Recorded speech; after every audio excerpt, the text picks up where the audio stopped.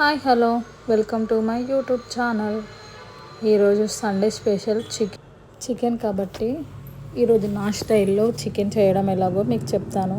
ముందుగా ప్యాన్ పెట్టుకొని అందులో కేజీ అయితే 4 స్పూన్స్ ఆయిల్, హాఫ్ కేజీ అయితే 2 స్పూన్స్ అయితే సరిపోద్ది.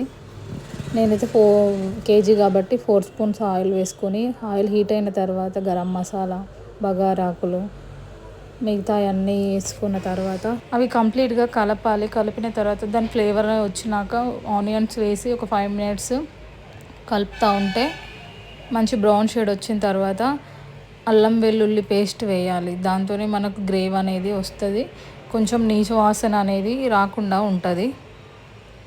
మంచి మన ఇంట్లో నూరుకున్న పేస్ట్ మాత్రమే వేసుకోవాలి, అప్పుడే కర్రీకి మంచి స్మెల్ వస్తుంది. అలా అని బయటది వేసుకోవద్దా అని కాదు, బయటది కూడా తెచ్చుకొని అల్లం పేస్ట్ వేసుకోవచ్చు. కాకపోతే మనం ఇంట్లో నూరి వేసుకున్నది కొంచెం ఫ్రెష్గా బాగుంటుంది. వాళ్ళు ఎట్లా నూరుతారో ఏం చేస్తారో తెలియదు కదా మనకి, అందుకని మనం ఇంట్లో తెచ్చి నూరుకున్నదే బాగుంటుంది.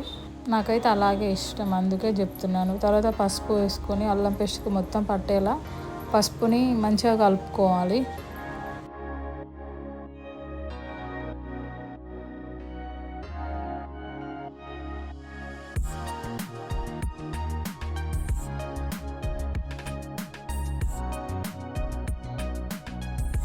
పసుపు మంచిగా పట్టిన తర్వాత మనం కడిగి పెట్టుకున్న చికెన్ ముక్కలని అందులో వేసుకొని పసుపు, గార్లిక్ పేస్ట్ అన్నీ మనం వేసిన మసాలాలు అంతా చికెన్కి పట్టేలా బాగా కలుపుకోవాలి. కొంచెం టైం పట్టినా సరే మంచిగా నీట్గా కలుపుకోవాలి. స్మెల్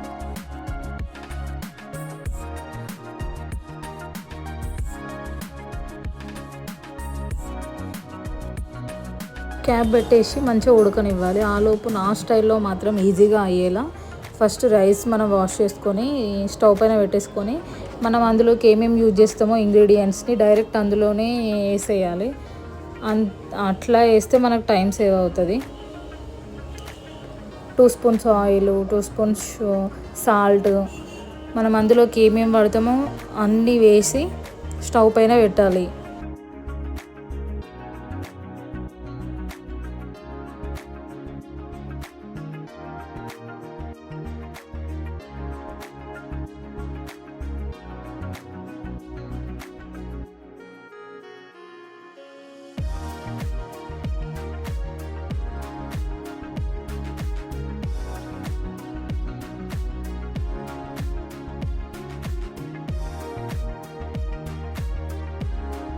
చికెన్ మంచిగా ఉడికిన తర్వాత అందులోకి 2 స్పూన్స్ సాల్ట్ వేసుకోవాలి. ఎవరి టేస్ట్కు దగ్గ వాళ్ళు వేసుకుంటే సరిపోద్ది. చిల్లీ పౌడర్ నేను మాత్రం 3 స్పూన్స్ వేస్తాను, ఎందుకంటే చికెన్ కాబట్టి కొంచెం నీచు వాసన వస్తుంది కాబట్టి కొంచెం స్పైసీగా ఉంటేనే బెటరు.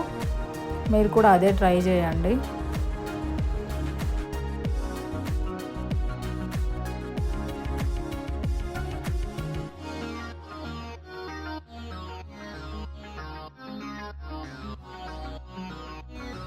కారం మంచిగా ముక్కలకు పట్టేంత దాకా దాన్ని కలిపి తర్వాత క్యాప్ పెట్టేసుకోవాలి. ఒక 5 మినిట్స్ తర్వాత మళ్ళీ తీసి మంచిగా కలుపుకోవాలి. కారం, ఉప్పు అంత ముక్కలకు పట్టేలాగా చూసుకోవాలి. హాట్ వాటర్ పోసుకోవాలి ఇందులో.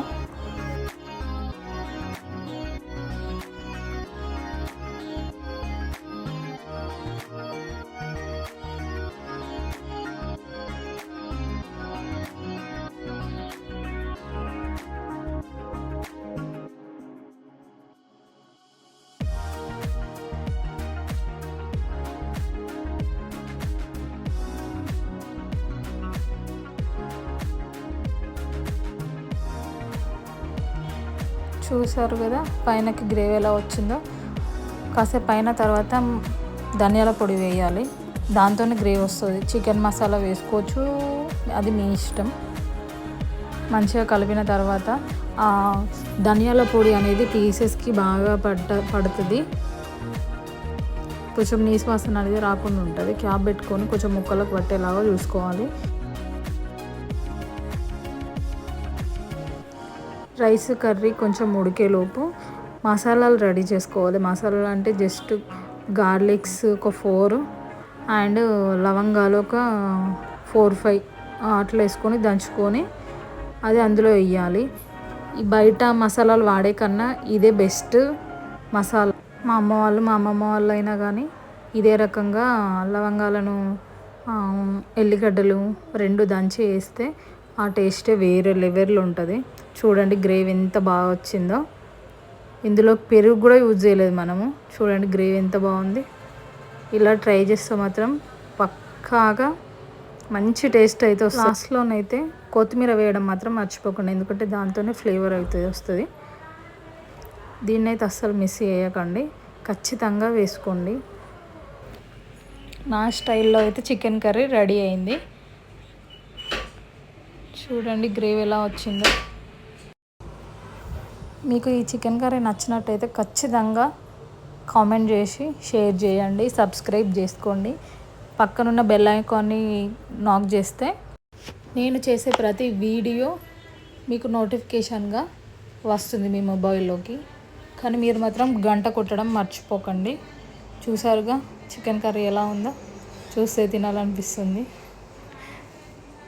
చాలా బాగుంది కదా, తొందరగా అయిపోయింది.